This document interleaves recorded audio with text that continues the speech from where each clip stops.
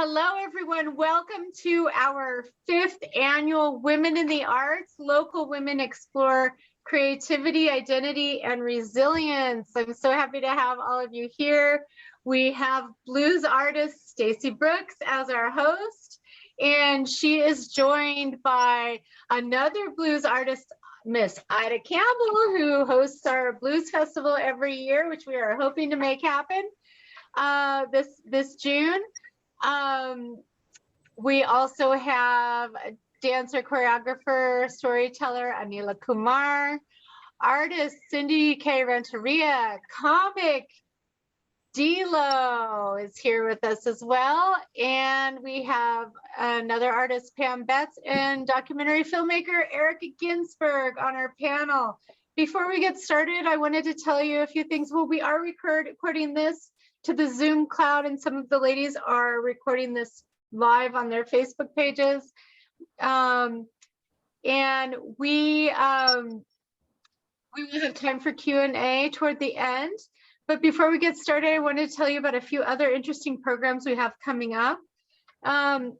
Next week, a week from today, Monday the 4th, we have our next Follow Your Bliss panel discussion hosted by Kim Lavone of Improbable Comedy.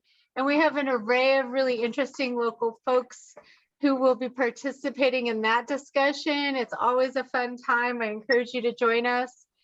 And some of the ladies here are actually leading or involved in other upcoming programs we have. We have Cindy K. Renteria hosting and teaching a Starry Night painting workshop on April the 7th at 7 p.m. She paints beautiful skies, starry skies like Van Gogh did and others, and she can teach you the secrets.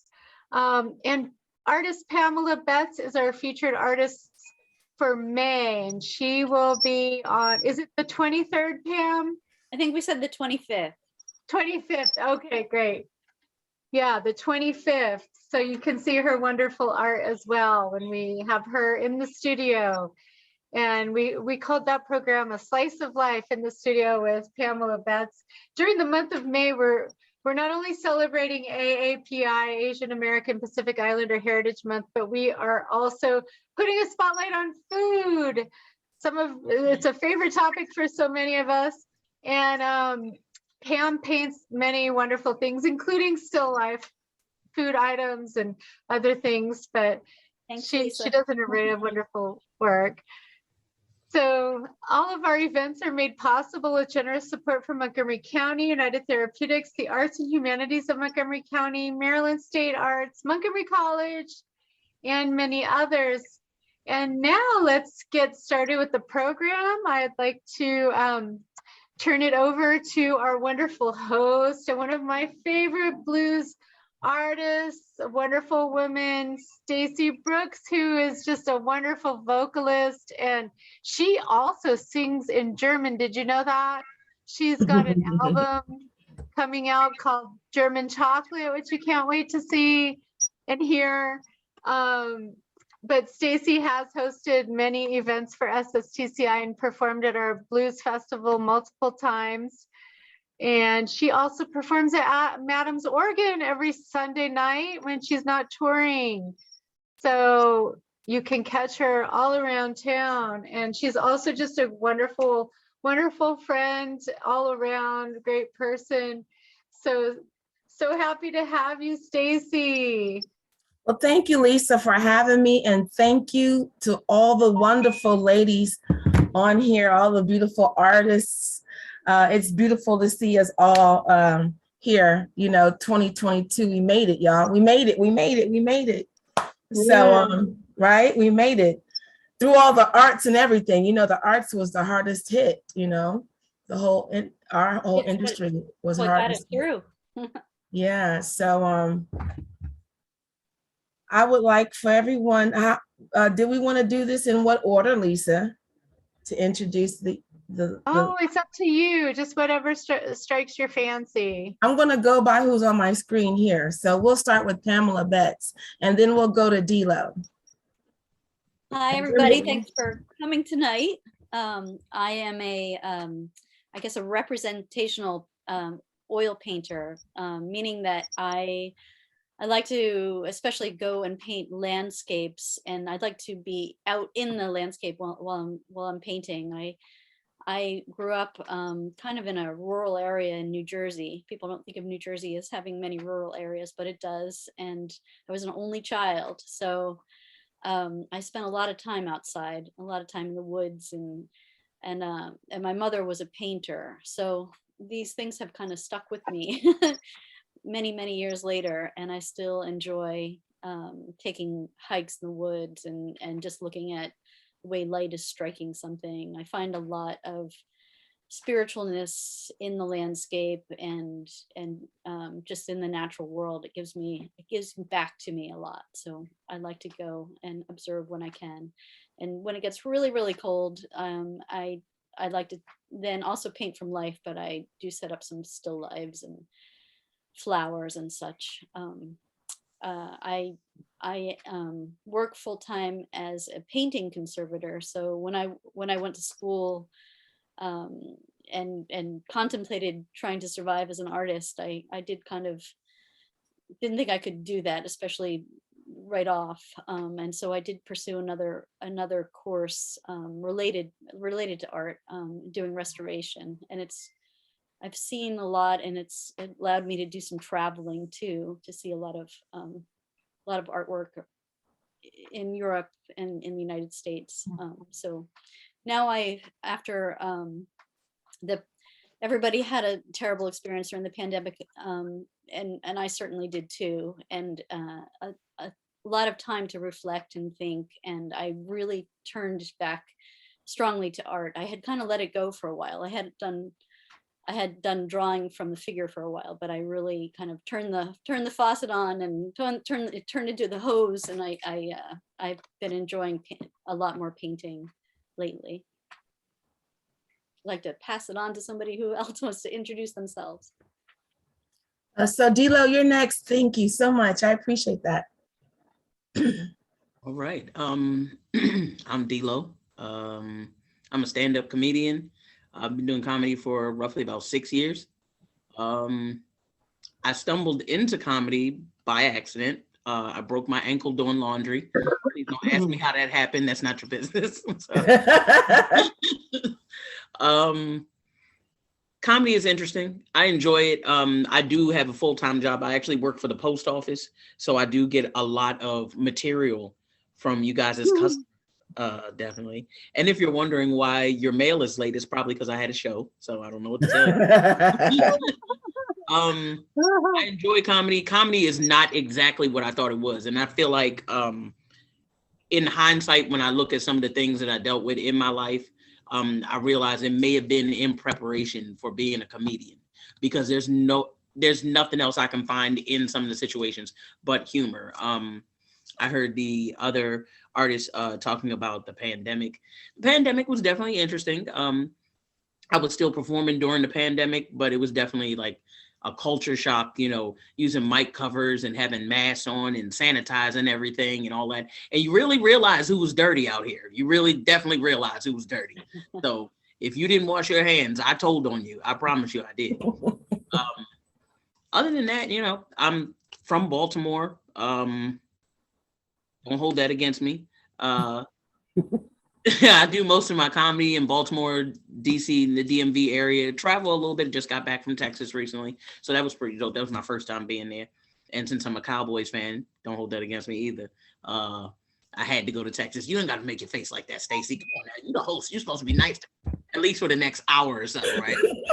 Other than that, I don't know what else you want to know, but I guess we're going to be here for a while, so feel free to ask. Yeah, we'll come back. We'll come back to you. Thank you so much, Dilo. All right, Cindy, you're next. Okay, I didn't know I was an artist until I was in grade school, and the teachers started hanging out my pictures, right? And then my mother sent me to art school. I went to the Brooklyn Museum of Art, and I took classes there. I drew, I painted all the artwork in the museum, not all of it, but a lot of it. And I hung out with other artists, and I would where my get up and go on the train every day, not every day, but Saturday. And then I started going to art school. I've been in art school since I was, I guess I went middle school, high school, college.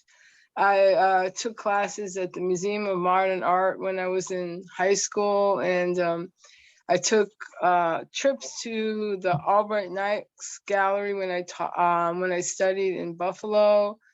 And I teach art, and I do graphics and also origami. And I paint realistic and fantasy. I like drawing angels and people flying. It's also just traditional landscapes as well. I like to mix it up, and I like painting outside and also in my house, and painting things that happened in the past. And I like to write poetry as well. Oh, that is wonderful. That is wonderful. you. Thank you so much, Cindy. Hey, Thank Ida, you. we're gonna go with you next, ma'am. Ida Campbell. Oh, we gotta unmute you, ma'am.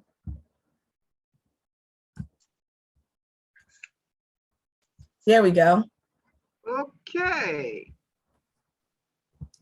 I'm Ida Campbell. I'm with WPFW Radio in Washington, D.C. on 1990 K Street Northwest. I have been doing radio for the past 15 years. And the last 13 years, I have been the MC host at the Silver Spring Blues Festival and have enjoyed every last minute. Just to tell you about my radio background experience, I have none. Let me back up. The only radio experience I have is, you know how the police get on the radio system and they'll call for backup. That's the only one I have. I've been in law enforcement for 20 years, retired. 5 of those years was uniformed. The rest of it was a federal investigator, special agent, worked undercover for drug enforcement for 3.5 years in Baltimore. And hopefully none of those people are still around because I'm in my 70s.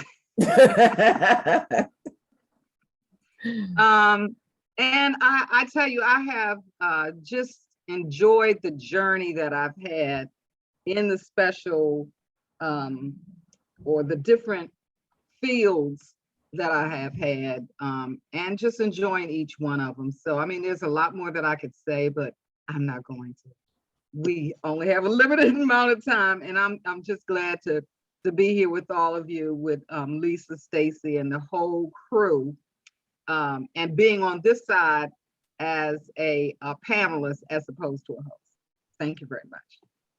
I'm going to add a little bit of tidbit of information about Miss Ida Campbell, right?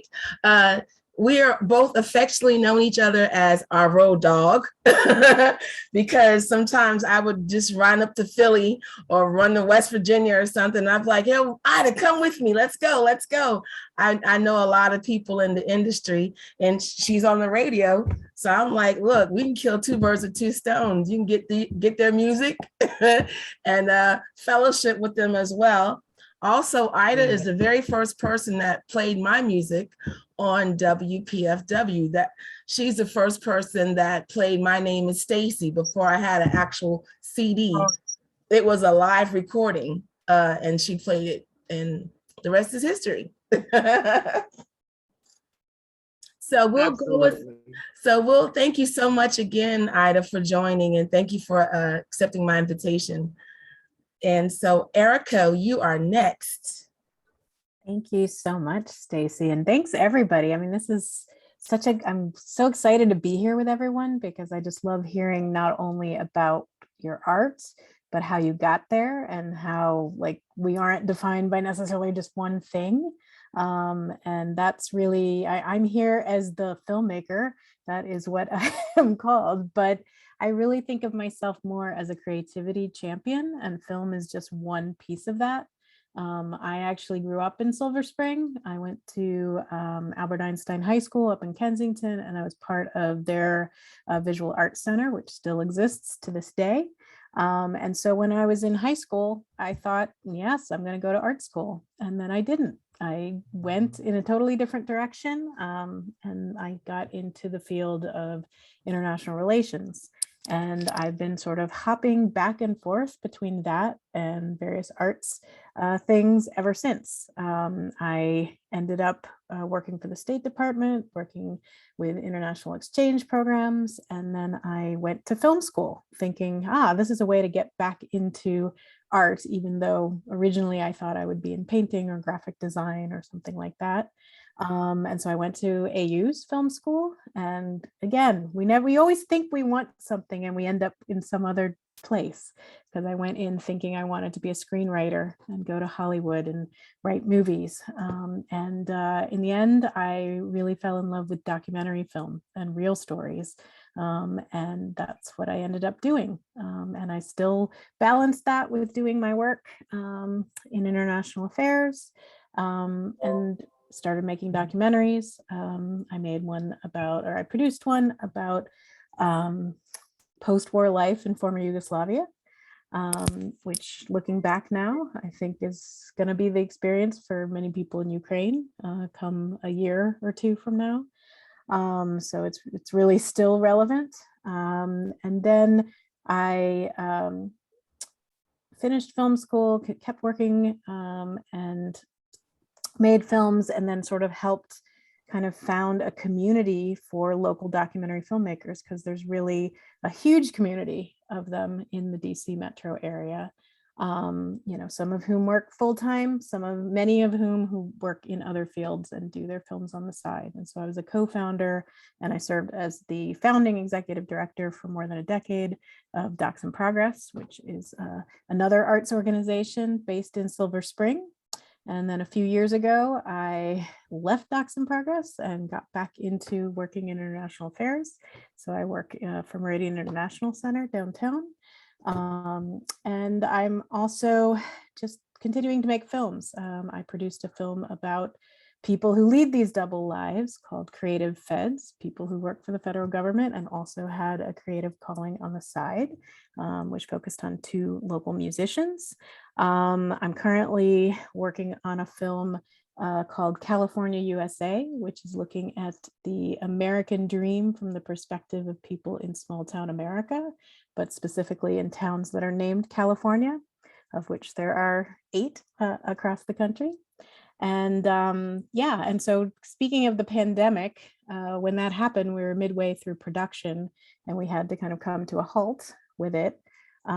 So I used that time to work on another pet project of mine, which is writing a book about creative resilience. So really resilience for artists. And I know that we'll probably be talking about that. It's in the title of today's session, but that's something I've really focused on a lot in the last few years. And I have a blog, and I'm still painting, I'm still doing collage, I'm still doing all kinds of creative things, and then really just trying to be a champion for other creatives in the community. So that's sort of my story in a nutshell. And thanks for having me here.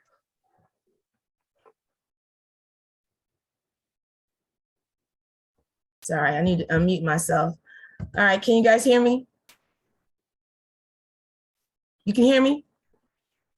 All right, Anila, you're next. Thank you so much, Erica. Can you hear me? Yep, I can hear you.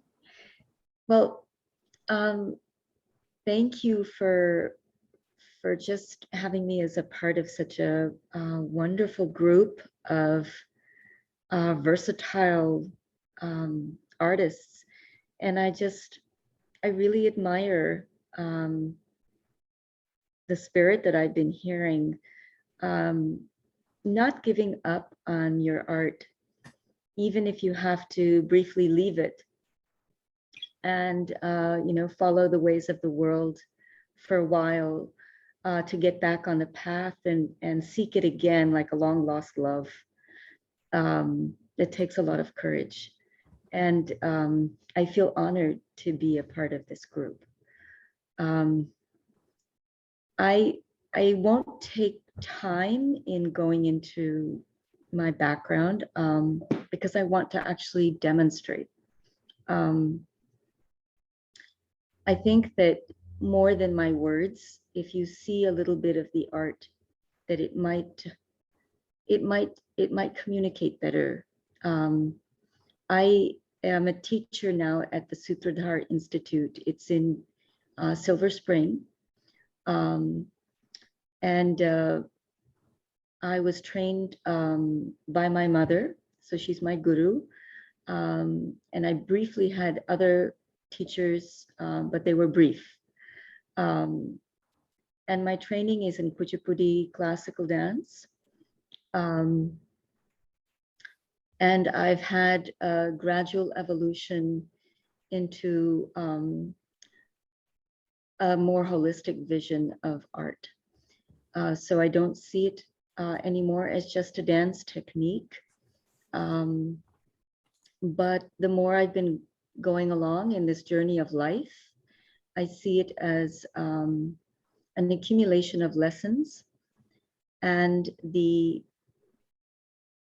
blessings that have come from just sort of chugging along in my mother's footsteps. I've been very grateful for her sort of pioneering ways. And I sort of was on her coattails, holding on along, or her sari. And what has come from that is seeing that visual arts, rhythm, singing, the cosmology of India, the practices of yoga, even the very breathing techniques that come from the East, are revealing themselves as being a unified whole. And as I'm seeing that, I'm beginning to claim it for myself because I want to be whole. Like all of us, we want to be complete and whole. So I'm going to show you what has happened to me as I've been sort of reaping this business of wholeness and togetherness through these art forms. I've had to teach it to children who don't speak the language Sanskrit or Hindi or have any connection to India. But my happy process of sharing has required me to translate. So I translate to children here at the Institute, regardless of what their background is. And it has caused me to be very reflective and creative. So the tradition in this process, like taking a metal and putting it in fire and seeing the metal melt. The metal composition is the same, but it is ready to assume a different form. When I translate what is called abhinaya in Indian classical dance to a 10-year-old who's never heard of going to a deity in a temple and doing this gesture, this hand gesture. There are a lot of hand gestures in the Natya Shastra of dramaturgy. And when you do this gesture to the eyes, it means respect. It means reverence. To a lot of children, that is a foreign concept. To respect anything is a foreign concept, let alone something like a divine idea or a divine being or a deity. So the poems that I share with the children, I teach in the technique, and I'll just share something with you that will give you an idea.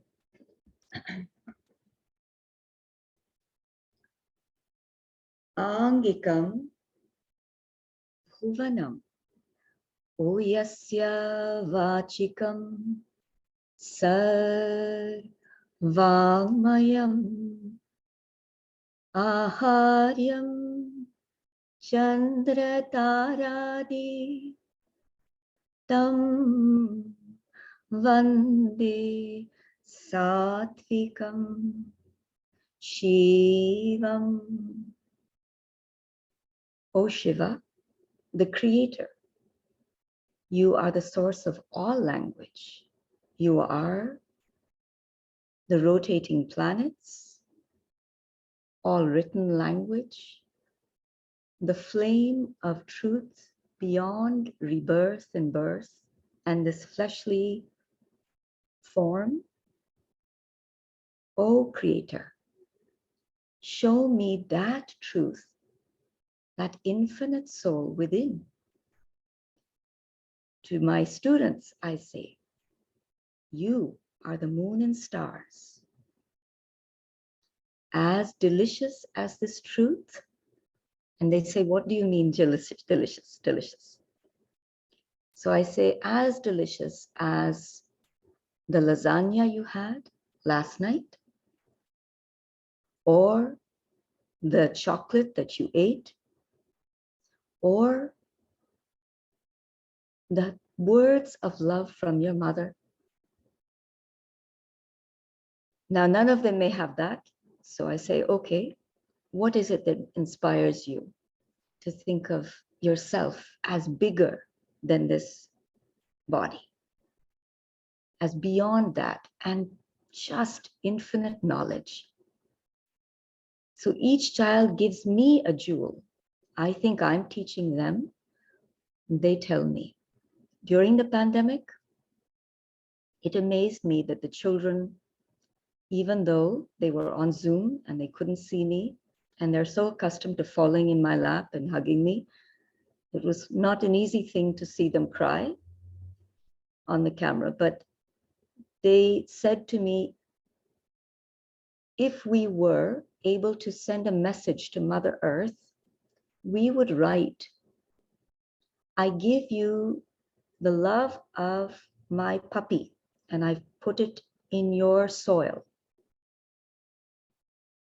Isn't that the planets, this body, beyond? And so those are my victories. I'm also a choreographer. And it has been a while since I've actually performed, but I am working towards a physical strength so that I can go back to performing. And that is a whole nother journey. But I'm grateful to be, like all of you, alive and in a zone of peace, not a war zone.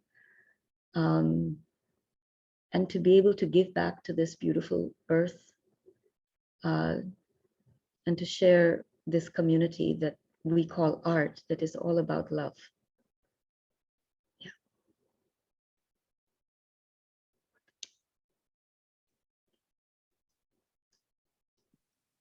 That was beautiful.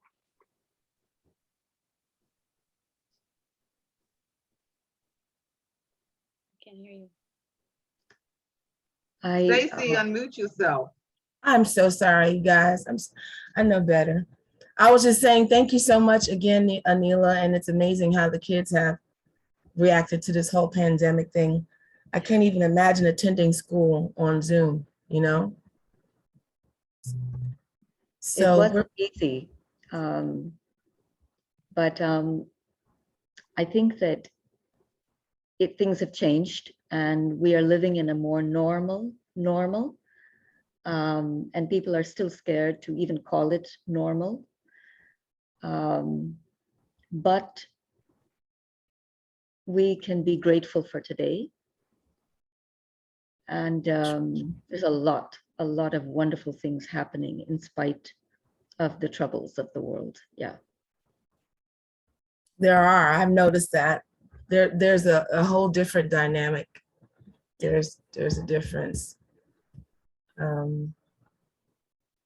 I don't want to take up too much time. So I won't go on, but I'm happy to share some of my dance because I have been taking Kalaripai and Thangta martial arts, which it's not a usual combination in Kuchipudi dance. So I've been extracting movements from that and reinterpreting the tradition, because tradition is not a museum piece, right?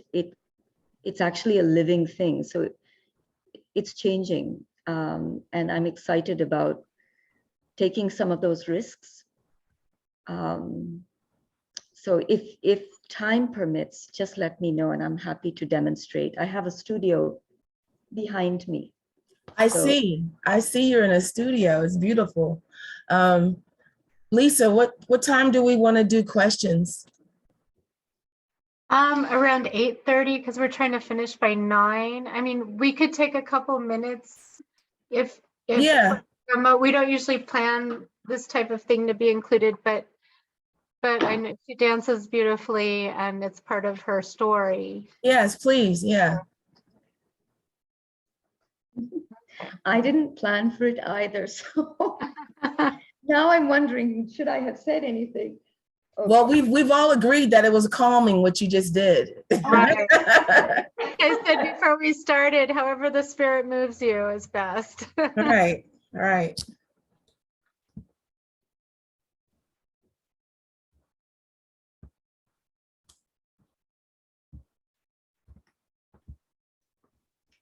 So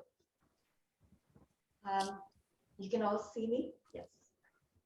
So typically in Kuchipudi, there's set movements.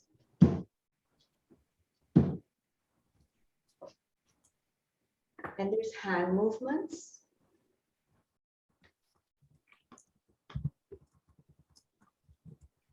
What I'm doing that's different, which I want to share with you. I'm going to show you the martial arts, one movement, and then I'll show you the adabu that has come from it.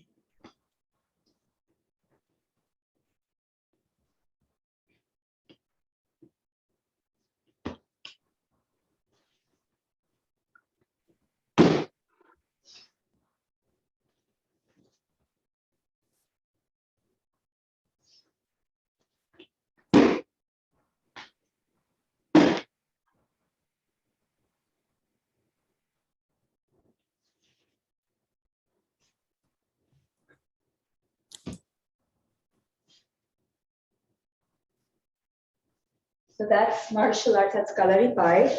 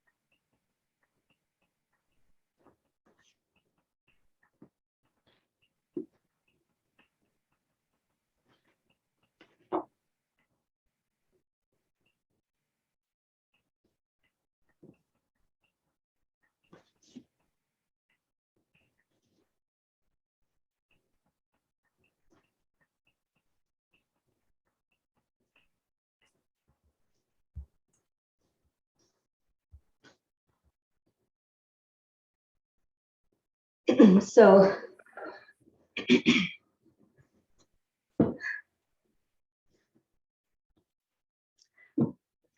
the person who gave me just a taste of Kalari,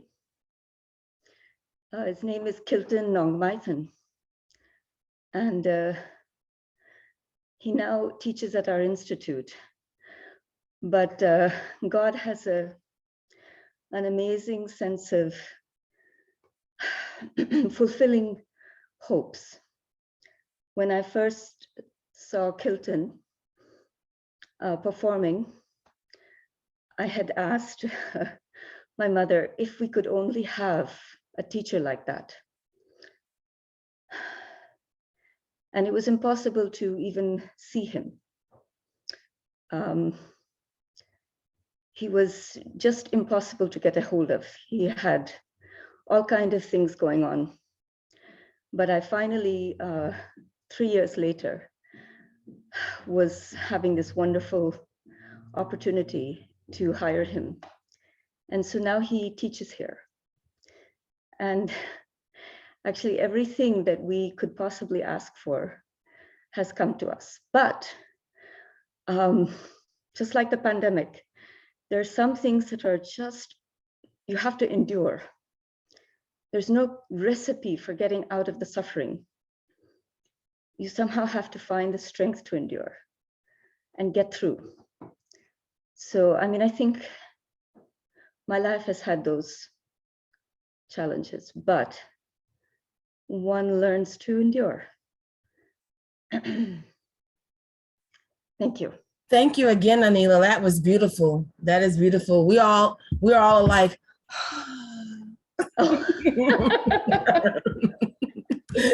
we're all right now. We're all okay. Yeah, you melted. Like right now, after that, I feel like I can conquer the world now, you know? That was like a good cup of green tea, you know? Right. So I believe that is all the wonderful ladies on the panel that have spoken. At this point, do we want to open up to Q&A, Lisa? Or maybe you can ask your questions first and then we'll go to the Q&A. Oh, okay. Well, you know what? I didn't do my little spiel. I just thought about that. I forgot I'm a woman in arts too. Right. Duh, I'm sorry. So yeah, I'm a blues artist. I'm an international blues artist. I was born here at the old Walter Reed on Georgia Avenue. That's telling my age, the original Walter Reed on Georgia Avenue. And immediately went to Germany for the rest of my childhood. And my dad remarried a German. And so therefore I spent my entire childhood as a Black German in German school. I didn't go to DOD school until I got older. So that is why I can speak German. Some people are like, how do you speak German? I'm like, I learned it when I learned English. So to me, it was just that's just my life. And as a kid, I thought that's how all kids were. You know, as an Army brat, you don't know. Your community is so big, but so small at the same time, being an Army brat. So I thought everybody traveled all over the world all their life until I came back to this area and I got a taste of South Carolina and the hospitality and the hospitable people of South Carolina. And I told my dad, and then I didn't realize that the world wasn't always warm in the States. So, because I only came here in the summertime. So I decided to stay in the States. But he sent me to Maryland because we had family up here. And then it was the coldest winter, like in the blizzard of 80 something. I was here for that blizzard. And I'm like, we don't even get that in Germany.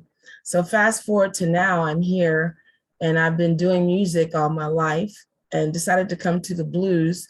It was a conscious effort because in the DMV, I was hearing the same songs every other venue. And it also helped me learn my own history being in the blues. And I'm still learning today. I survived and thrived throughout the pandemic. Some of it's back there. I started selling jewelry. I don't make it. I'm not that good on that. I don't make it. I sell it. But I wear it. I got into it because I was like, worst case scenario, I'll just get into this business and wear all my jewelry on stage, you know? So I've I've been selling jewelry. I've been selling wine since 2017, before the pandemic, but the pandemic shut down all the wine tastings that I had. But so I am working on the next CD, which is German chocolate, and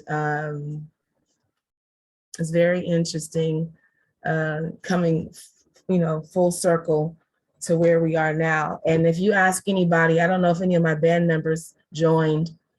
I've been a germaphobe since long before the pandemic. When we traveled to Key West, I always had like cans of Lysol and, Lysol wipes and wipe things. Because when you stay in these band houses, a lot of the bands are male fronted bands. So they're not clean the way we clean. So and then I'm like, if I get sick, if Stacy Brooks gets sick, there's no Stacy Brooks band, So I would go in there and I would clean, and then I'm like, all right, this house is cleansed, so we can settle down. So I've been kind of a clean freak since I think my mother passed it on to me. I've never even had chicken pox because when we were in Germany, my mother used to clean my toys when kids would come over. So I've never even been exposed to chicken pox. My doctors can't believe how I escaped it, but I'm like, yeah, I need the chicken pox vaccine because I've never had it. And I don't want to get it as an adult, So that's all about me. And you can find me at Madam's every Sunday from 9 to 1. And we have a great time. Just come on through. And that's 9 p.m. to 1 a.m., right? Not 9 Right. a.m. to 1 p.m. 1 p.m. exactly. 1 p.m. Morgan in Adams Morgan. Yeah, Madam's Organ in Adams Morgan. Mm-hmm. And you said Yeah. germaphobe, not German phobe, right? It almost sounded like Yeah, I'm both. I'm a German phobe and a germaphobe. Yep. Great. So let's see. So we had some questions. I was trying to find my questions on my phone, Lisa.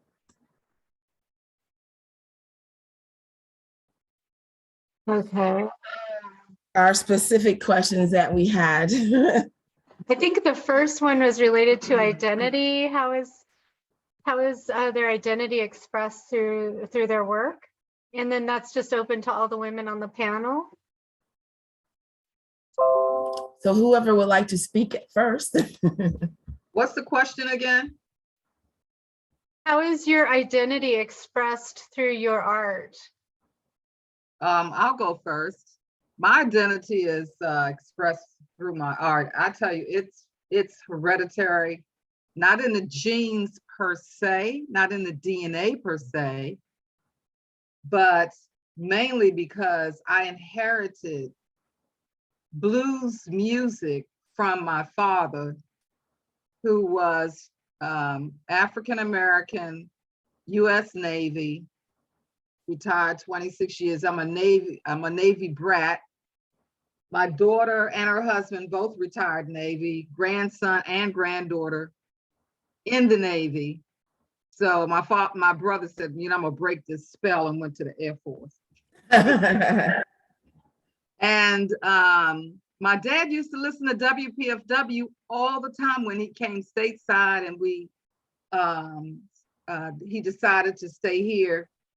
Bowling Air Force Base was his last tour of duty.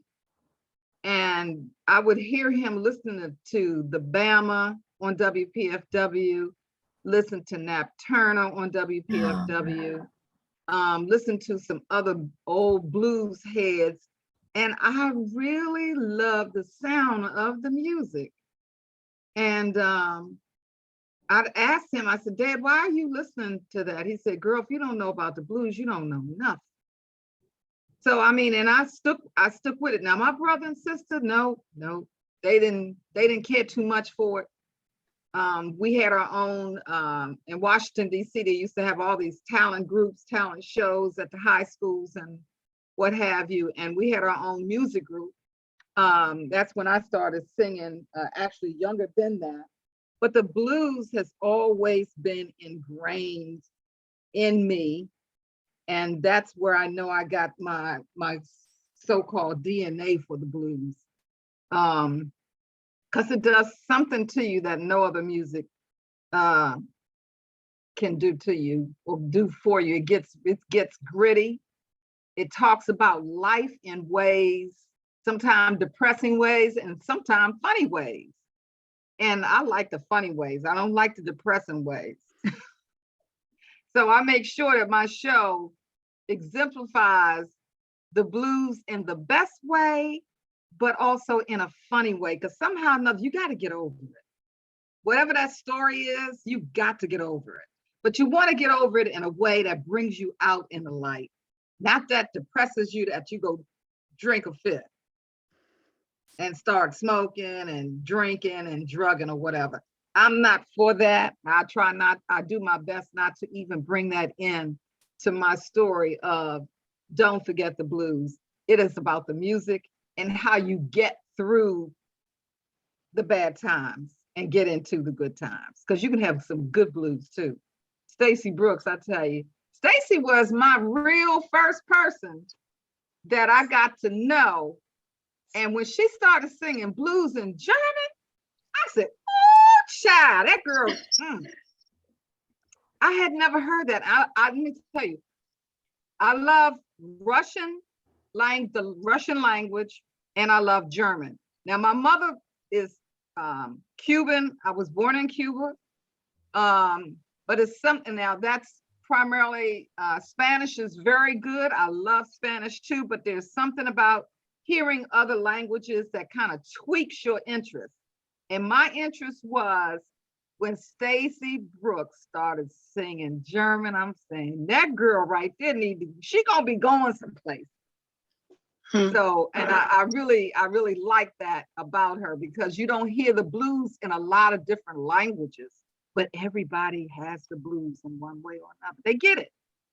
I don't care how much money you got, how much money you don't have, who's in your family, some way or another, you get the blues. And so I started studying more on that. And so we're gonna be, we got some things in the works.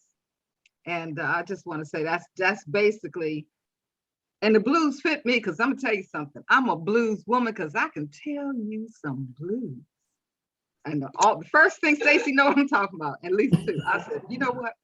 I love people who've been married a long time. I do. Stacy, you know, because I've been married 35 years with 3 different men. That's a blues woman right there. That's a blues woman. Blues woman. Right? So Ida, please tell them your call letters and the time that you are on WPFW. Okay, it's 89.3 FM. We are a public radio station. WPFW. We have a blues strip every Friday, Monday through Friday, 12 noon to 1. I'm on Fridays.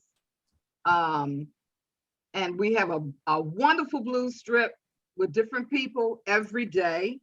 And then we also have on the weekend, Dr. Nick, who does Southern Soul, and then Bill Wax, who does Roots and Fruits, and all of it, a composite of gumbo and blues and just gushies, just nice. Y'all gotta listen. Thank you so much, Ida. I appreciate it. And I look forward to what we are about to do and what we are about to embark upon going forward, you know. Oh, wait a minute. One more thing. Now, I have to say this because when I get on certain people's, when I hear their music, and if I think it's good for my radio show, I adapt it. So there's a guy named Gerard Rayborn who sings this song called, he wrote it, and he wrote a lot of music for Denise LaSalle. It's called I Love My Blues. And then, of course, we know that Tina Turner always have that song, Don't Give Your Love to Sexy Ida. Oh, yeah. So I have adapted both of those songs, and I said, you know, I don't want to hear that song. I don't want to sing that song myself. I could, but I said, Stacy Brooks could sing this song for me. So I'm gonna have to pay her. But only thing is, Ida is not gonna have a long black wig, long black hair. She's gonna have a big old afro. Yep. So I just wanted to mention that. So Stacy and I are gonna be working on some stuff. Yes, we're going to Thank be you so working on much. some things. We're going to be working on some things. Thank you again, Ida. You're Thank welcome. you so much. Does anybody else want to explain how they're expressing their art? How it's like just part of their DNA in a sense? Well, I wanted to say that it's an outlet for you, you know, like she was talking about the blues. When you have something going on, you can paint, you can write, you can get it out. And it also becomes kind of like another part of your personality, you know? Like I listen to the blues, I listen to all kinds of music while I'm painting because it frees you up, you know? You almost feel like you're flying when you paint. It's it's very spiritual. Painting and drawing, it makes you centered and calm. You know, that's why creativity should be in every school. Every school should have art teachers and music teachers because it expands your personality and helps you grow as a person. And it's a great outlet for you, you know? So I was really happy to have art in my life, and then I could continue on and study and grow with my art and learn in different museums and have great teachers and maybe some not great teachers, but be able to be creative was really great for me, you know? I find it very meditative too. I think that's kind of what some of your points is, and you can kind of lose yourself when you are troubled. It's kind of like visual blues in a way. I mean, you can go Right. to a certain place, and I mean, for me, I do, like I said, I like to go outside into the landscape, and for me, called plein air painting. It's a term the French kind of came up with. It just means open air. And I found a whole community of people who do this too, and they even have events where there's kind of competitions, if you will, because they try to have a competition of who can paint a scene in 2 hours or less, or Right. and there's a part of me, I guess, that is a little bit of competitive, so I like that, but that's not the end all. I'm out there also because of the environment, and I think that we should all pay a little attention to it, just because of our planet, and it's changing, and nature is just beautiful, and it's out there for us to enjoy. I'm trying to capture transient moments of wind and breeze and sun or mist, and it's just I hope I could encourage somebody else to go for a walk in the woods. That's one of my goals, just go out and enjoy what's there. One thing that I noticed during the pandemic is how the air, like in the beginning, like last March and April, the air was so much cleaner because everybody was home, Right. Driving. The air was, and even they were showing the satellite image of Earth and how, how it had changed, the atmosphere had actually changed during that time. So does anyone else want to express how they identify in their art? I wanted to just Sure. continue what Pamela was saying. When you talk, by the way, I think of my daughter, she's a painter, and she's also very spiritually inclined. She resonates with the trees, with the wind, with the earth, much more than I do.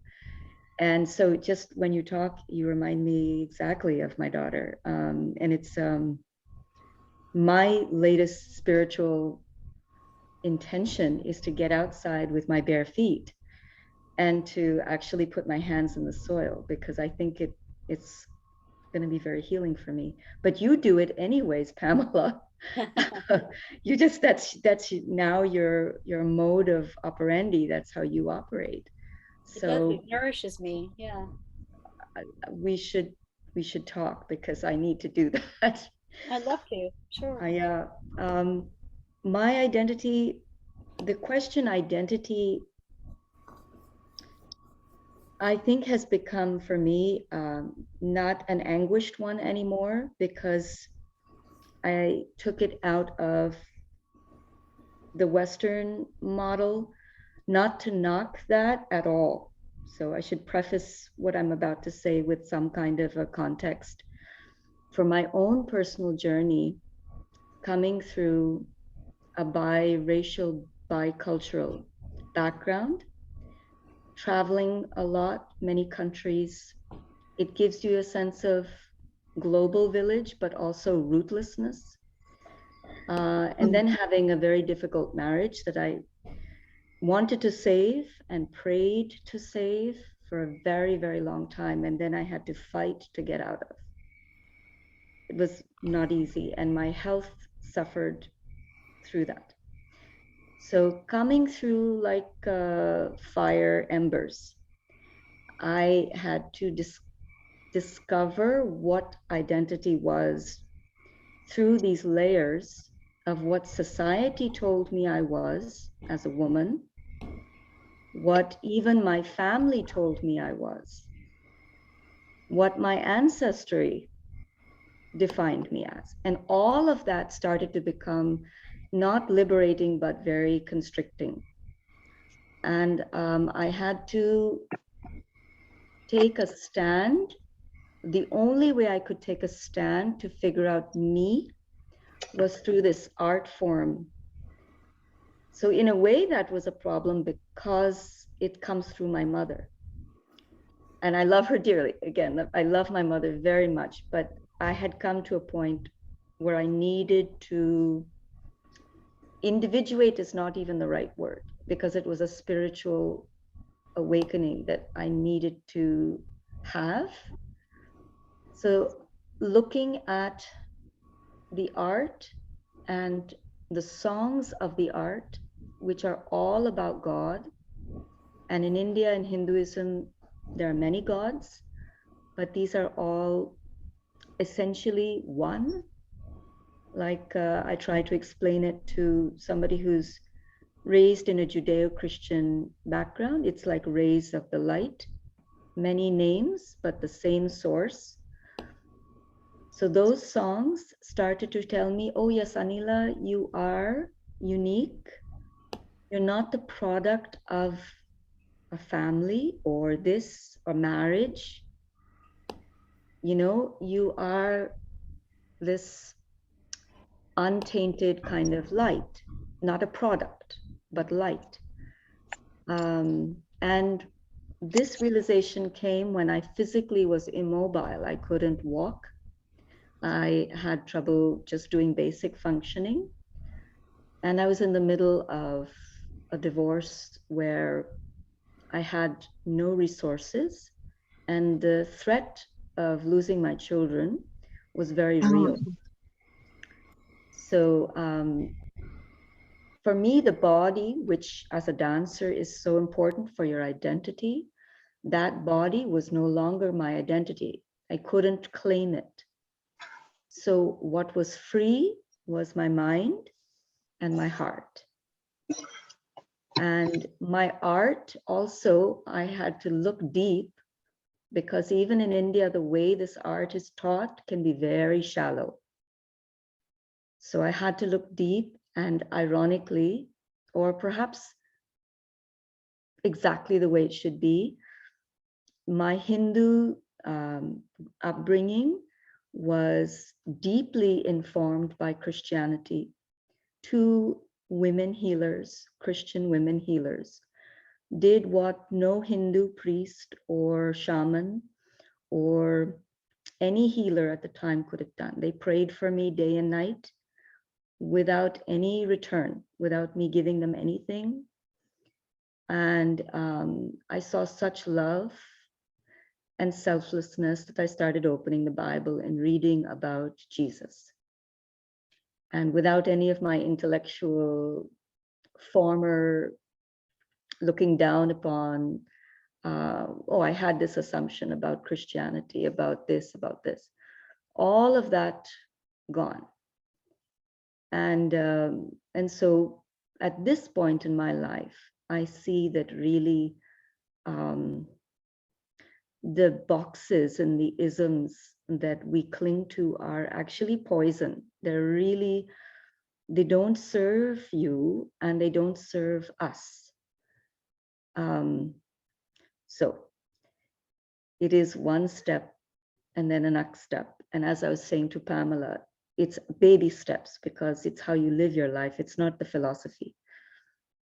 Be a good human being, get your feet out on the soil, be grateful for being alive and love each other. Can we do that every day? Embrace the path, right?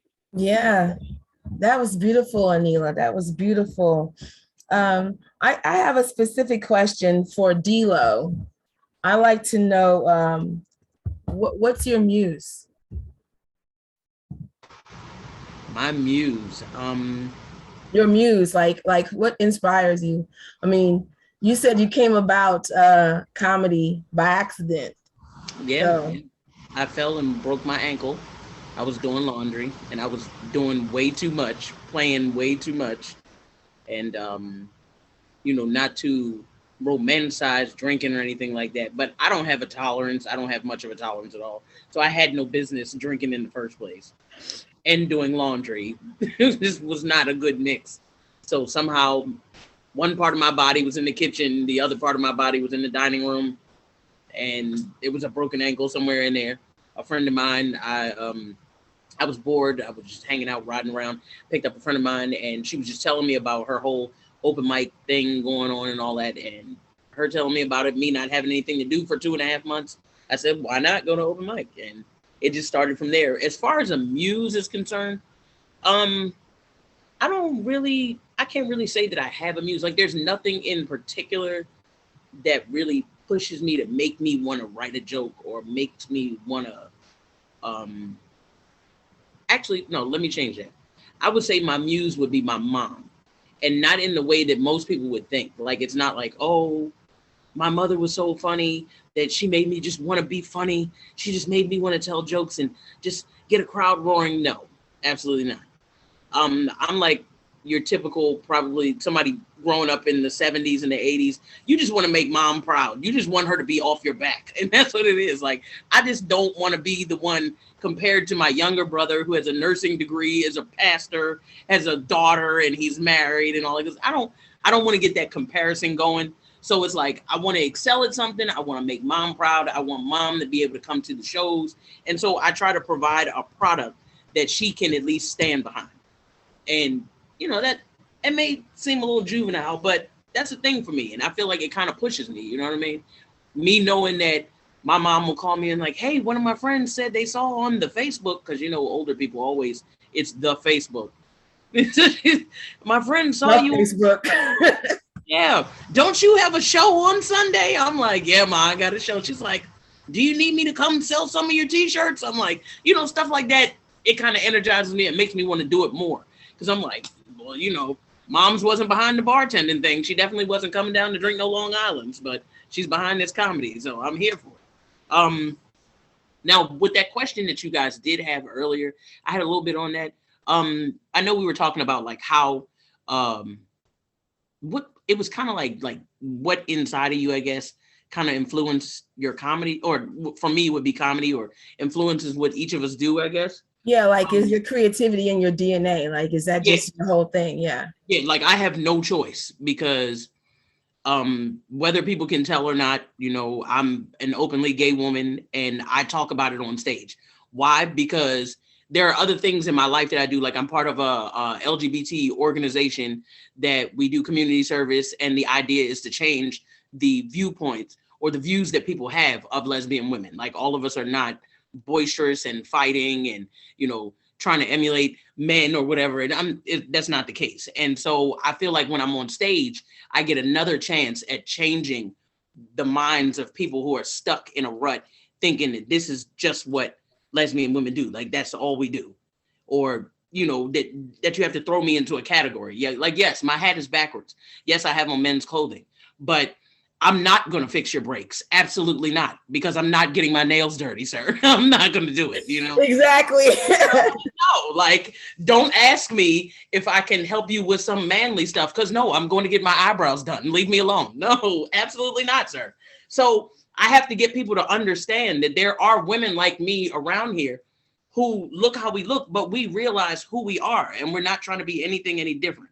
And I feel like when I'm on stage, I'm able to give that to people with some humor, and they can accept that. So after the show, the same person who may not be open-minded about somebody like me when they see me walking by, now is standing at the show, giving me a hug and telling me how funny I am, not because of what I'm talking about, but because I was able to deliver a message in a way that made them smile more than they did when they came in. And I love it. I love it. I appreciate that. Uh-oh, you're unmuted. Hold up, you're muted. You're muted. Why is she muted? Oops. It's frozen. Hold up. She's frozen. Coming back. Hello? You're cutting out a little bit. oh, sorry about that. It's There you probably go. Okay. Okay. the service I got over here, because I keep cussing out the cable company. So I'm probably trying to cut my stuff off. That was great. That was great. Thank you so much, Dilo. I wanted to know I didn't want to know all the details, but I wanted to know the backstory. I want to know the backstory. Just for a minute, it's 8:14, and we have 28 beautiful people in here. I would like for all the ladies on the panel to please put your contact information, your website, your LinkedIn, all that information in the chat room if you can. So for the audience, they can actually, link up with us after today, because we all have something. I know that there's 28 people here in this Zoom. So there is an interest, obviously. So we want to be able to make sure that who you are interested in, if not all of us, that you can follow our paths and stay in touch and support. Erica, I would like to know your muse, what was your inspiration? Sure. I mean, it's been interesting kind of hearing this, because at first I thought, gosh, do I have a muse? But I mean, for me, just having a space for creativity and for creative community is what keeps me going. I mean, I think for all of us, we love what we do, but even in hearing these stories, I feel like we all have, this is not easy, to do what we do. And so really to be able to connect with other people, whether it's a community in our own discipline or people across disciplines. There's something Cindy said a while ago, which was about sort of like how we should have more creativity in the classroom, like that it's just so essential for how we grow up. I actually feel like it's essential for our entire lives. And I wish more workplaces would adopt it as, like, let's have an arts day, or let's, do these things, because I think that creativity is not just something that we bring into our creative work, or that we have to identify ourselves as artists. It's something that I do my work, and I feel like that's creative work. It doesn't end up with a painting. It doesn't end up with a film. My work that I'm not doing, that's not the arts work, but it's still using creativity. So for me, I just find just being creative, having, opportunities to do different things, whether it's my primary discipline or not, is really essential. And then just having ways to connect with other artists. Right now I co-facilitate a weekly Zoom call every Friday lunchtime that has, somewhere between, depending on what we're doing, between 50 and 100 documentary filmmakers from around the world. So this is not even just local, this is like everywhere. And I just that's my muse, is just hearing what other people are working on, feeling like we're all going through the same stuff, the same struggles, the same challenges, but we're also making telling these beautiful stories, and telling them because we want to share them with other people. So that's, you know, things are hard, but that's what keeps me going. Okay, so thank you so much. I'm going to start this question with you because we're ending with you on that part. I would like to know, Erica, so how have you been able to remain resilient from what is it? Shutdown happened like March 2020. I was still planning to do my gig that Sunday. I was still texting people on Facebook saying, yo, look, I haven't heard anything yet. We're going to still be at Madam's Organ tonight on Sunday, blah, blah, blah, blah, blah. And the next thing you know, there is a 6-foot rule that Mayor Bowser put out. And that shut down all the clubs in DC. That shut, no bar service, nothing. And that was it. And then it went downhill from there. So how have you been able to remain resilient through all of this mentally and just to thrive, you know?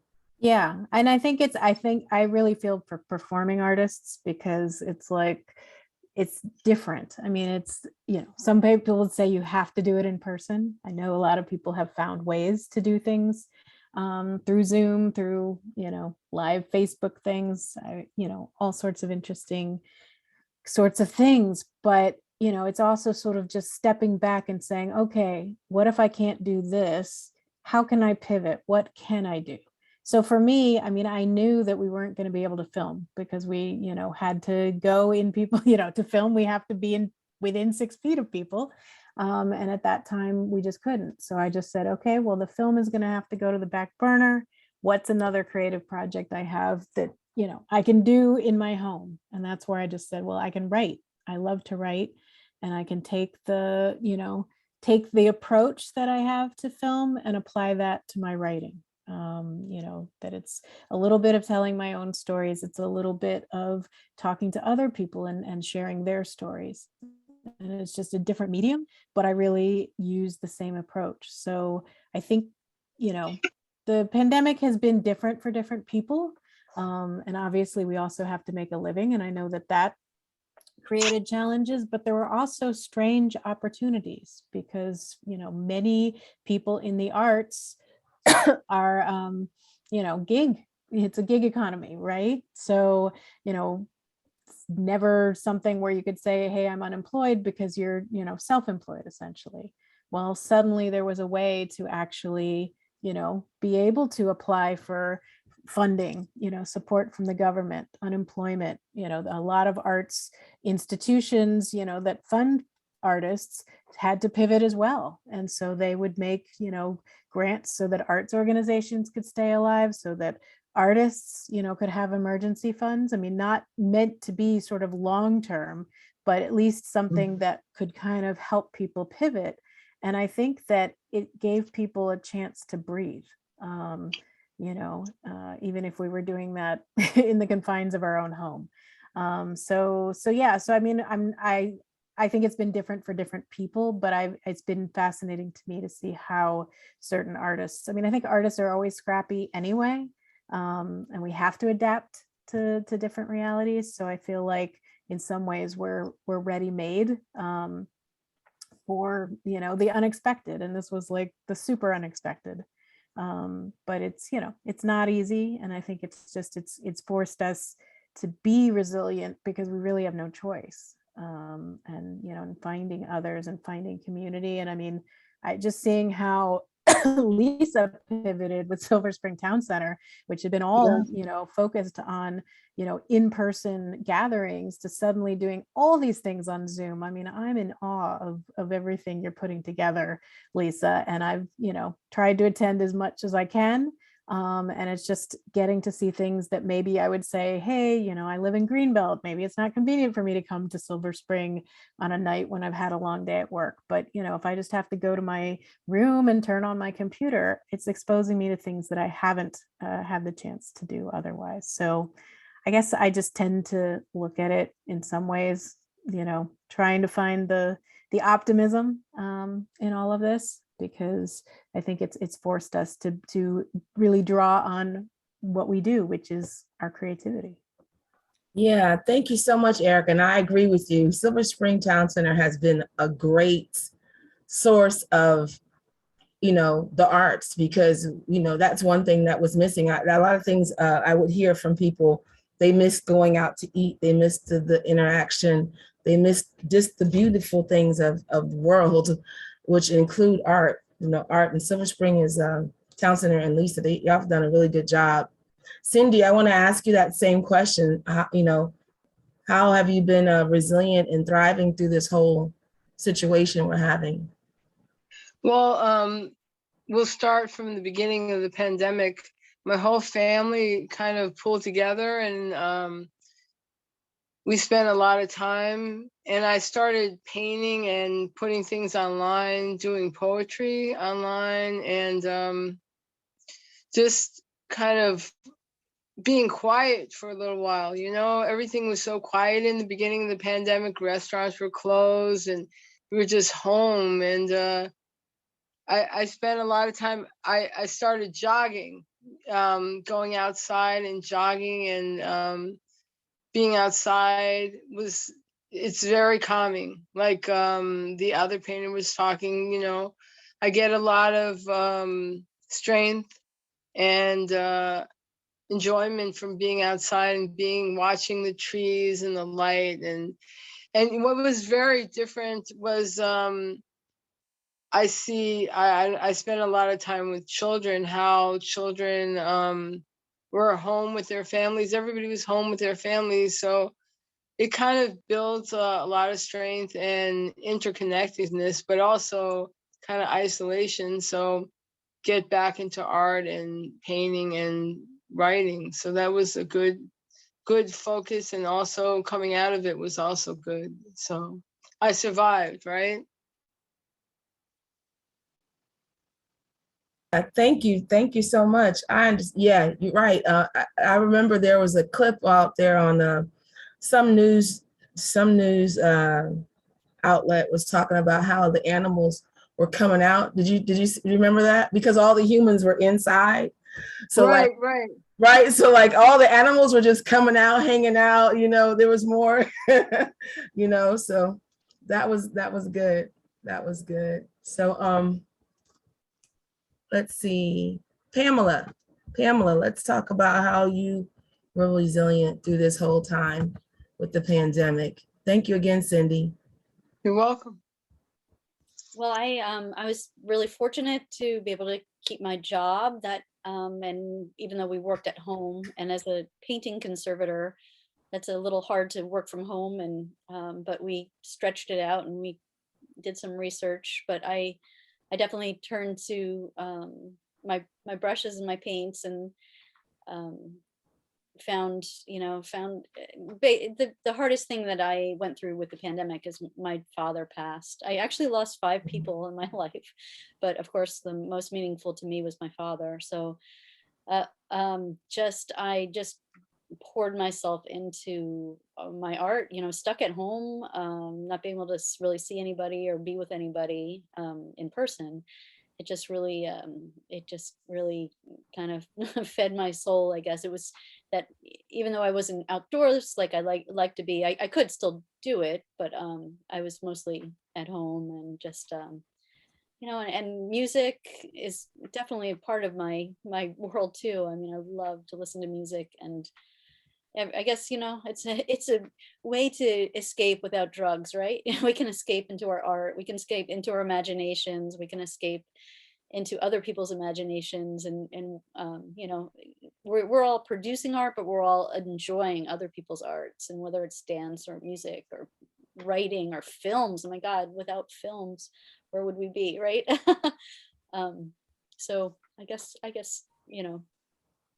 that's kind of how I just poured myself in.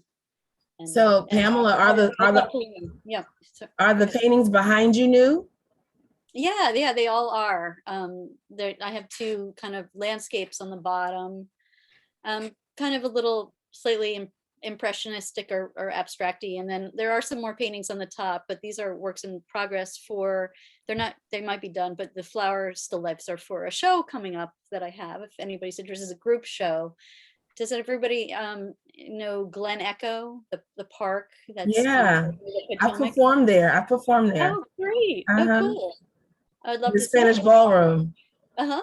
There's Mhm. also like a painting studio called the Yellow Barn Studio, and me and some of my friends are having a show April 23 and 24. Some of them are here, so tell me if I'm wrong. I think it's the Saturday and Sunday. Please put a link to it in the chat if someone Okay, I will. I wants. definitely Maybe will. one of the other artists could do it And too. I kind of came up with the idea for the show just after a couple months ago, but it was like thinking after 2 years of COVID, little flowers for the soul, and flowers for all the troubles of the world now that we have a horrible war going on too, and maybe another wave of COVID. So hold on, but yeah, just. Are they for purchase behind you? Will they be for purchase? when Yes, you go? absolutely. And then we'll have probably about 80 paintings there if everybody comes through and brings their about 6 paintings each or so. We have a big group of people. I'll put the link into the chat for sure. I was going to ask that. Please do, because like I Giving said, me we have a lot of opportunity. people I know that are interested in it. The work is beautiful behind it. I already see 2 things that I know. I hope I can afford. Thank you. I also added a link to your talk because you're a featured artist in May. So you'll be speaking on Wednesday, May 25th. Yes, with more of a food theme, right? Food. Yeah, and, I mean, that's and the general theme of the month, but you'll be showing the breadth of your work. Okay. Hey, Lisa, did you also put the link to the Silver Spring Town Center down there as well? Yeah, I will. Yeah, so that people on the outside that can stay abreast of. I know a lot of people didn't know about these Zooms. Right. This is wonderful. Okay, so Anila. Oh, I'm sorry. I wanted to say I have some artwork in the show right now that's at Brookside Gardens, and it's a landscape show. And also, Lisa, can you put my website on there? Because I can't find the chat. I just have a new phone here, so. If you're on the phone, it's harder to do. CindyKRenteria.com. Yeah, and then also I'm doing the painting workshop on April 7th. We're going to do a Starry Night workshop. We're going to paint Starry Night. Okay, thank you. Yeah, I've posted the link to register for your class twice. And your website is CindyKRenteria.com? Yes. Right, okay. Yeah, we're looking Awesome. forward to your class too. D-Lo, we might be fighting over that blue one.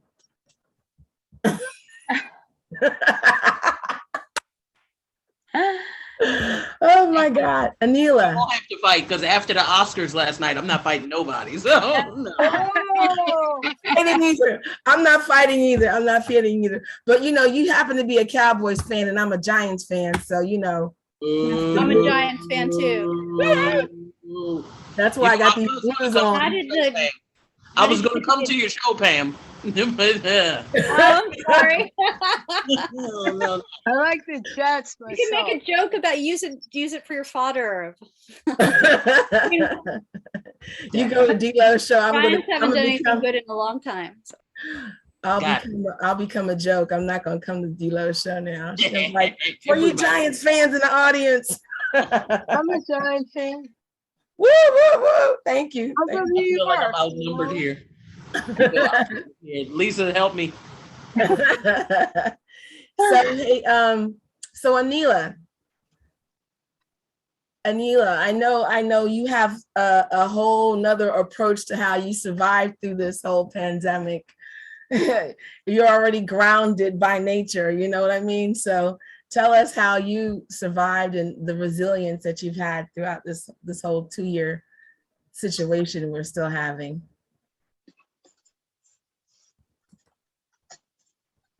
You got to unmute yourself. There we go. I think that like all of you have been saying, that art, whether it's filmmaking or painting, whatever medium it is, that becomes a solace, that becomes a comfort, and then it takes you deeper.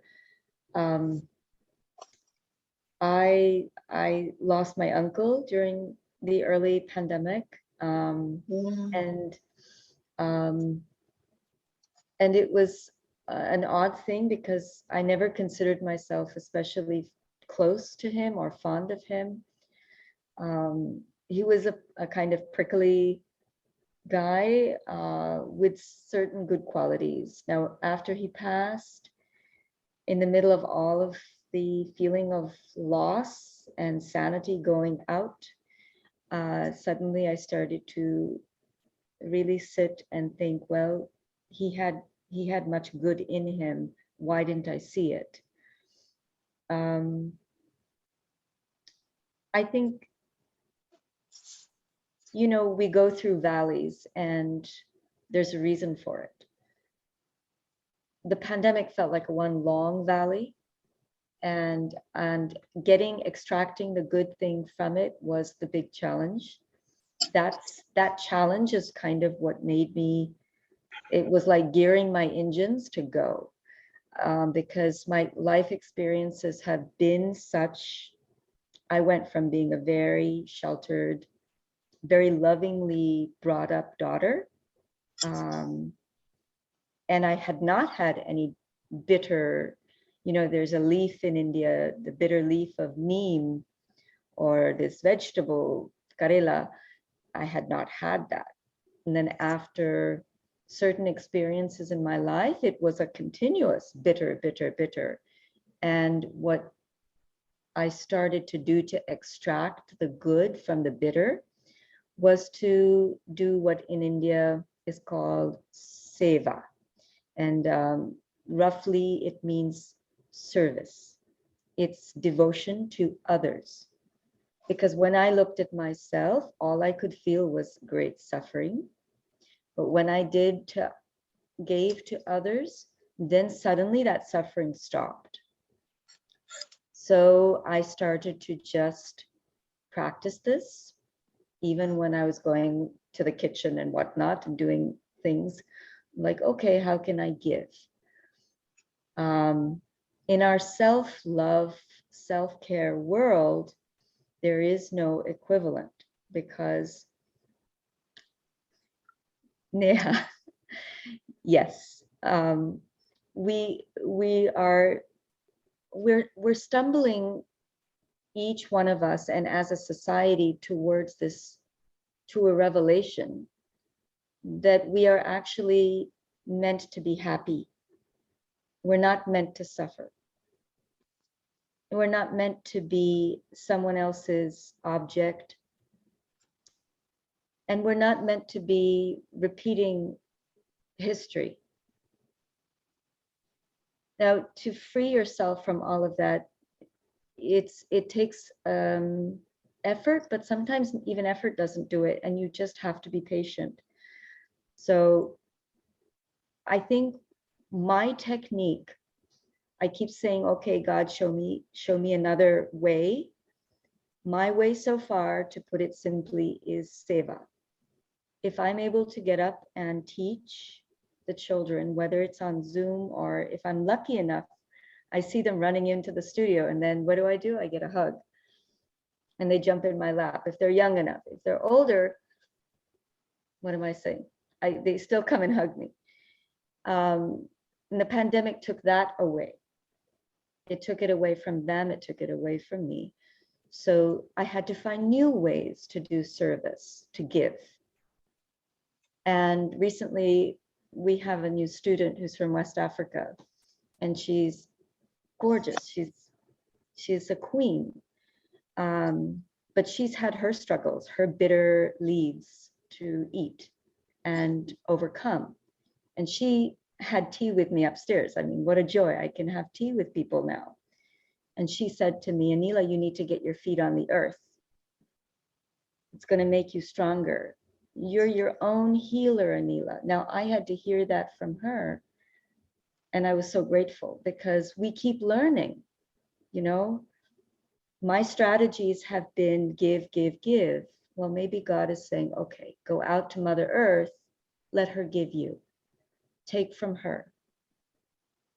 I don't want to, like this student was saying, she's strikingly beautiful and she's young. And she's saying, you know, I just want a spiritual path now where I'm like a nun. And in our goddess class, we're actually studying the Buddhist poetry of the Theravada nuns from, I believe, 6th century. So long back, but they're some of the first women writers in our world. So, I mean, I'm just, I find that collection very striking.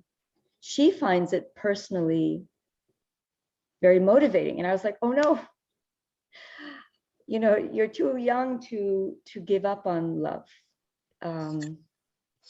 So she looked at me and she said, nope, I'm ready to be on this path of just single and find myself, because that's what's really driving her. And I felt a great sense of kinship with her. We are from completely different continents, different even heritages, you know, our cultural information is completely different. And yet we felt like we were sisters and we had not been separated for more than hours. The pandemic has brought me to not more resilience in that way, but so much gratitude. I mean, you must all agree, the simplest things of being in each other's company and being able to share just even a tap on the shoulder, and it makes you feel so grateful. Yeah. Thank you so much, Anila. I totally agree with you. I lost several people close to me during the pandemic, non-coronavirus, and then some, you know, because of coronavirus. And it puts you in a whole new frame of gratitude, even for the smallest of things, you know, and it reminds yourself to just say thank you, Yeah. you know, to just be thankful. That's why I said that in the beginning. Let's be happy that we made it. You know, we made it. We're here. Just that we made it through Monday, through the whole weekend. You know, that's a small feat within itself. We made it through the weekend. Delay, do you want to share your resilience or what's been going on with you? And then we're going to open it up to the audience. If the audience has any questions, you can either post your questions in the chat section, or you can, you know, speak up during the Zoom. But we'll go with you, Dilo. During the pandemic, it was difficult just because, like, you know, of course we all had people who were going through it. People were getting sick and all kinds of stuff. My mom's sister got really sick, and so I know it took a toll on my mother. Thankfully, she made it out. She said she was gonna walk out the hospital, and she walked up out of that joint. And she has not stopped getting on our nerves since then. But she made it out, you know. It kind of messed with me a little bit because I wanted to be able to, you know, go to my mother's house or see my niece or see my new godchildren and stuff like that. And you really couldn't go around people or whatever. So I filled up my time with comedy stuff. And there were a lot of comics that were not going for it. Like, they were not going out in public. And I just wanted to still be out there. I figured, okay, if some of them aren't going to be out there, that's less comics that are out there to possibly give me something. So I'm going to keep going, and I'm just going to take whatever precautions. So I was just like Mr. Clean 2000 or something out here. Like, I had like microband on one hip, microphone covers. I had my own microphone. Like, I'm spraying stuff down, wiping stuff off. I got these crazy looking masks and stuff on. So I was overdoing it, but you know, you did what you had to do to try to stay safe. I did end up getting COVID twice. I got it the first time in the ER, coincidentally, after a car accident. And then I got it the second time in a comedy show. However, I feel like, you know, I was kind of blessed because I didn't get hit with like the hard COVID. You know what I mean? Like, I got like no sense of taste and smell. So I was just in the house bored and couldn't taste anything. You know, that was pretty much it. It wasn't that bad. The thing I will say about it is it made me just more aware of what I was doing out here on a regular basis. You know, it made me more aware of the idea that I appreciated physical touch and being close to people more than I realized it, because I really don't like people all up on me. But being stuck in the house with just me and my TV, like I'm like, somebody come touch me now. Like something has got to give. And once you got to the point where you can get back out and get to your family and get to your friends, or be in a room, and I mean, me being the only comic on here, I'm sure that y'all can relate. Like if you're painting, Pam, if you're doing something with art, just being in a studio or being in a gallery and having somebody be able to walk up and talk to you about your painting versus them being on the computer, you know what I mean? It's just not the same. You don't get the same feeling, you know, the idea that we can take these masks off and I can see what you look like when you smile again versus that mask on. And now I got to wonder if I'm about to get robbed because I can't see nothing but your eyes, you know? So, I mean, I'm grateful that things are a little easier now. I'm not going to say that I'm grateful we had to go through that, but I'm thankful that we made it through that. And for those who didn't, you know, we just here to carry it on for them. I think it made me a stronger comic. I do think that. And I think that because I made it through like the pandemic, I feel like I can make it through everything. Like I'm from Baltimore, you know what I mean? I can't get COVID anymore at this point. So, you know, we can't get COVID because we got too much other stuff going on here. So, you know, it is what it is. But yeah, that's pretty much it for me. It was wow, cool. there you are.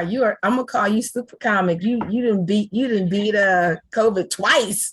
Yes. Got it in the ER. How you do that? Where they do that at? Only from Baltimore, huh? Call me Will Smith. That's why. Oh my gosh. Thank you so much. No problem. We have 25 people in here now. So do we have anyone from the audience that would like to ask any questions, or do the panelists want to ask questions to the other panelists?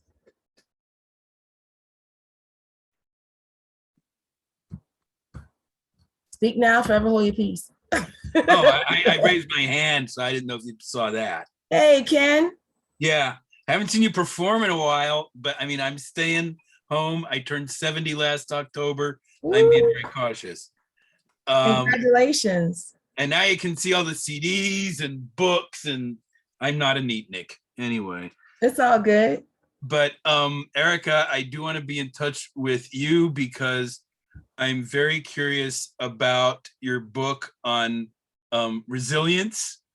That's been a real issue for me. I'm not like most of you in the sense like you do your art, you stand up and do comedy. I'm a music journalist, so I write about what someone else is doing. So it's a little different. Although there are times when I put on that special outfit that some of you know about. We won't discuss that today. You know, but generally I'm, you know, writing about what someone else does. So that's a little different. And I'm trying to figure out how to continue as a music journalist when everything is turned inside out and upside down. One of the crazy things, but if I think about it, it's actually kind of logical, is that as a result of the pandemic, and even though I am not tech savvy in any way, shape, or form, know how to do Zoom and Facebook and send and receive email, that's about the beginning and the end of it. I have made so many connections, new connections in other countries. I really am part of the international music community. I've attended lots of events that were originating in other places, and that's been very exciting. And the other thing that just happened, and this is today, I see a psychiatrist every 6 weeks or so, and I rattled off my list of complaints, and she says, well, maybe you should just lay off the politics for a while. I mean, I'm very concerned about loss of civil liberties, environmental crisis, war and peace, all that, but I feel so helpless and unable to do anything significant about it. And, you know, there was another event happening at the same time about religious activists involved in, you know, climate justice, environmental crisis, all that. And it was basically going to be 5 people lecturing. And wait a minute, you know, I don't have much to contribute to this except sort of sympathy. And maybe I should just go back to the arts thing, which is where my main passion is. And I did, and that was the correct decision. And just to close, Erica, what is the best way to get in touch with you? Facebook, email, what? Yeah, I put my website, and you can reach me through my website. I can put it in again in case you were off when I did. And I also am on Facebook and Twitter. I don't tweet. Facebook's the only one of those I did. Outside of a new one that's started up by a guy I've known in England from the music community for over 30 years. He's trying to create an alternative to Facebook, and that's a very ambitious thing. Good luck.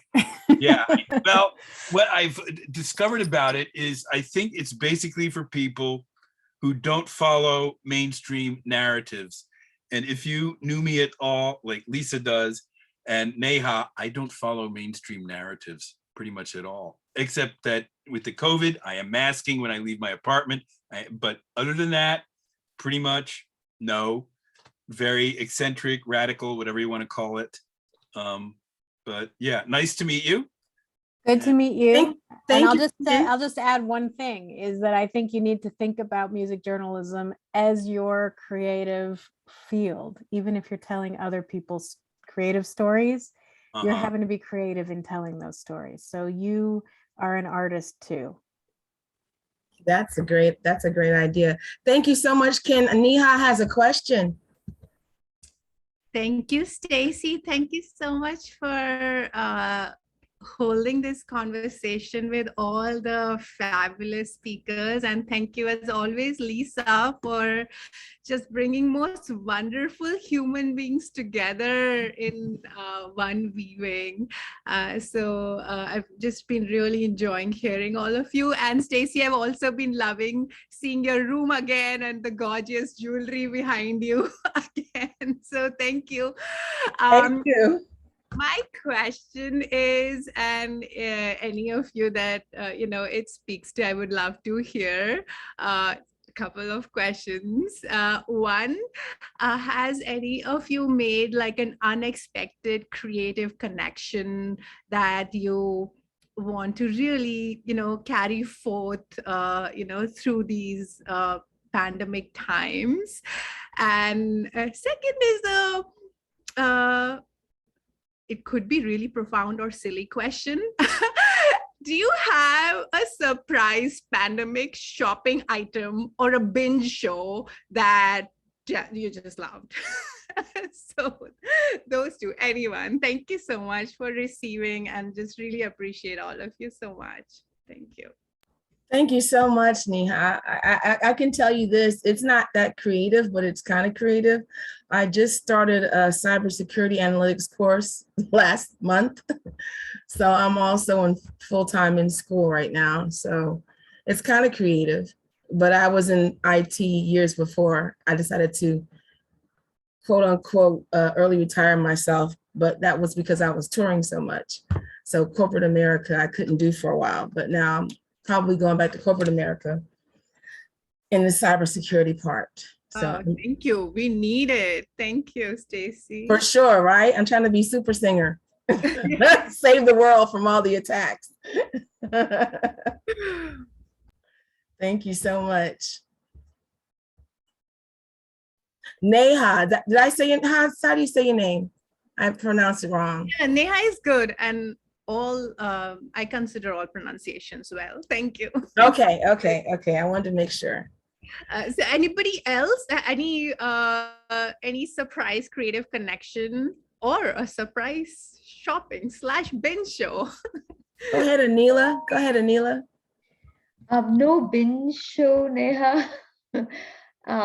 But when we couldn't do things within the studios, we have enough gardens outside the studios, and over the years they become quite beautiful.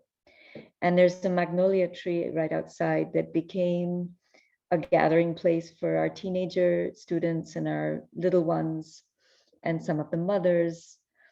So I thought to myself, can we make an art installation that will welcome more marginalized voices. So Sutradhar, very much in its mission and its heart, is about bringing in all kinds of people who are from all walks of life, all races, and really takes that to heart. But I feel like we could do more. And so the pandemic I was challenged, I guess, to think, how could we do that? I'm not myself trained in visual art. I have dabbled in painting, and my daughter, who is very serious about it, has said, "Mommy, you should be a painter." I don't think in this lifetime it's going to happen. It's a whole nother challenge. It's very difficult, but it brings me happiness when I begin to pick up a pencil and pen and start doodling. But I wanted to create more than doodles for our community, especially immigrants and refugees. And I had started to find out from the grapevine that there are local churches that were giving shelter to refugees, especially prior to the pandemic, when Trump was sending them into hiding. So I thought, well, if we can get visual artists to create an outdoor space, so it would combine landscaping and artwork, and maybe tile work that had the messages of freedom, democracy, love, peace, compassion by the children in our institute in different languages. So we would use that. Now, I'm not an artist. So I applied for a grant and I'm waiting to hear back. But it's a small thing. I wouldn't say it's radically creative, Neha. We could do more. We have been so overwhelmed by challenges that are personal or health related or financial. So then the artist feels like all these suffocating things are stopping the growth. But isn't that where the chrysalis is? Doesn't it stay in that cocoon? And doesn't it emerge finally? So if you have any ideas yourself, Neha, you have a fellow collaborative artist here. I feel like that is the direction this institute is heading for. Thank you so much, Anila. Thank you, Neela. That was beautiful. Every time she starts to talk, it just makes me go.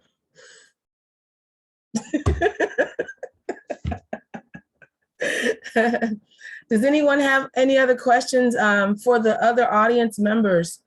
If you can just raise your hand and we'll get you in your question. If you have any questions for any of the other panelists, thank you, Neha, for that question. And it's good to see your lovely face as well. Thank you. Erica, could you just briefly share with us about Wonder Hussy? It sounds so interesting. Yeah, it was just, again, especially in those early days of the pandemic, it was just like, I miss travel so much and I love the desert Southwest. So I would just find videos of like people driving in the desert. And she was one of them. And then she would always like tell she was a YouTuber, would put up a couple videos. She was always traveling because, she would literally drive to the middle of nowhere. So she could do that during the pandemic. And so I just was like, oh, it's like I'm being in the desert without being there. And I just looked forward every week she would put out a new video. And, and as I was seeing this, I was also seeing her improve in her like storytelling skills and her filmmaking skills. And so it was sort of like seeing a little documentary filmmaker who probably wouldn't call herself that. So that was just one of my unexpected sort of things. I mean, I guess I can use the excuse of doing it for a living, that, I binge a lot of stuff. So, but that was sort of the unexpected. So thank you so much, Erica and Neha. Again, we have 3 minutes left on this Zoom. Lisa, is there anything that you would like to say? Yeah. Well, I just had a quick question for a few folks who might want to answer. What is some advice you would give to your younger self, just as you were starting out within your creative art form? Go ahead, D-Lo, you start. I knew you was gonna pick me. I probably would say three things. One, as far as anybody, like if I was telling my younger self, or if I was telling somebody who wanted to be a comedian, that comedy is not a race, it's not a sprint, it's a marathon. If you're not in it for a long haul, don't waste your time, because you're not going to get famous in 2 weeks, 1 year, 2 years. And there's not really going to be that longevity. People get famous quickly and they disappear quickly. So you got to be ready for the long haul. Two, I would tell myself, stop being so hard on myself. I'm on my back, like it's ridiculous. And I put myself in worse positions, probably emotionally and mentally, being hard on myself when other people don't see it that way. And so sometimes I just got to ease up because I'm doing the best I can. And the last thing would probably be to shut up sometimes, because sometimes I think I say too much and I get myself in bad situations. And my mother's been telling me shut up for 43 years and I just wasn't listening. So I definitely need to shut up. So that's pretty much it.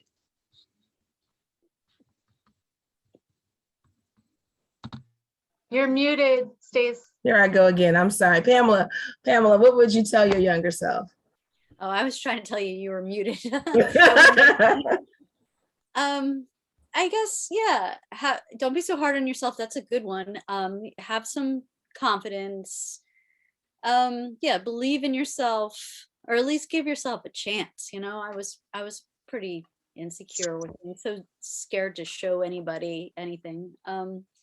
I guess have fun and enjoy the path and see what happens. Keep yourself open, like open-minded, open-hearted. Keep yourself open for what might come. Don't just step blindly into anything. I mean, have some awareness of what is good for you and know what you can give to other people too. I guess just learn to live in some kind of balance with everything that presents itself to you. Like, be willing to experiment and try things, but with a balance. Everything in modification.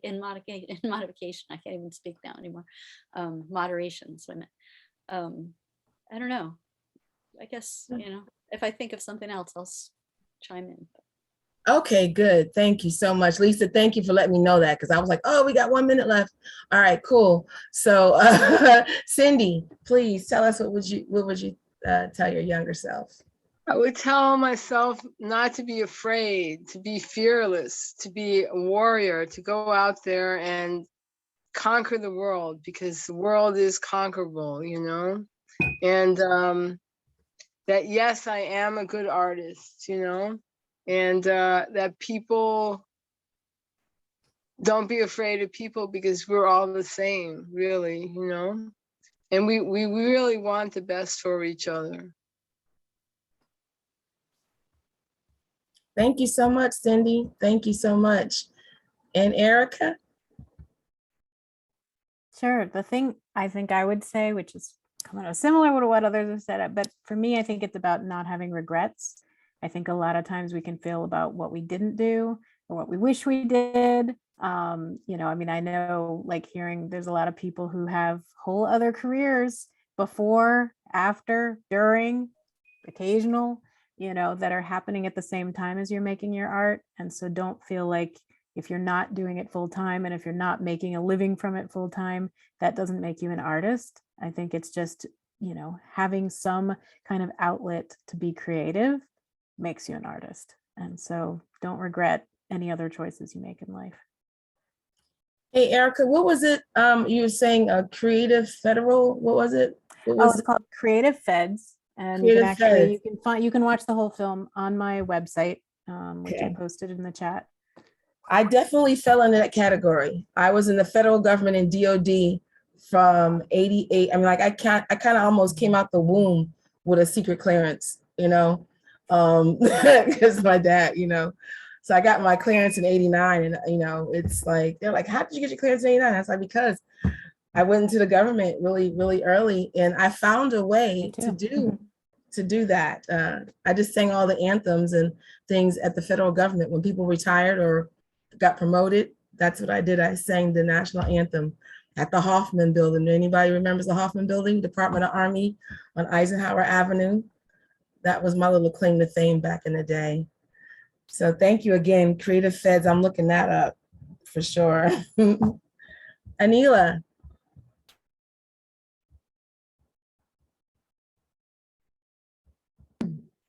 I think for not to be afraid, like Cindy said, and I think especially for young women and girls, and I have them in my classes, so some of this wish giving for my former self would be for them, so I get to give it to them. And it is that women especially have such a issue with self-esteem, and it drives them in the wrong direction with relationships. And even, and one can say, even for being an artist, you need tremendous courage. And Erica has tremendous courage because somehow she's keeping that thread unbroken and going back and forth. And I can't even fathom how you do it, Erica. But with relationships, the toll for making a mistake is higher. And it's harder to come back in some ways with marriage, especially, that has fractured.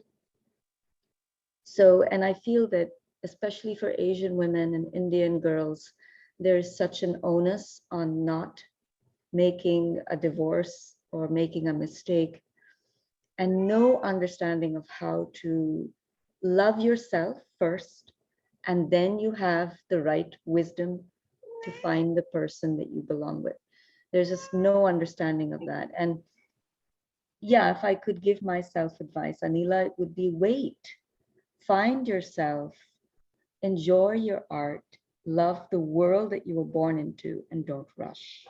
There's no need to rush into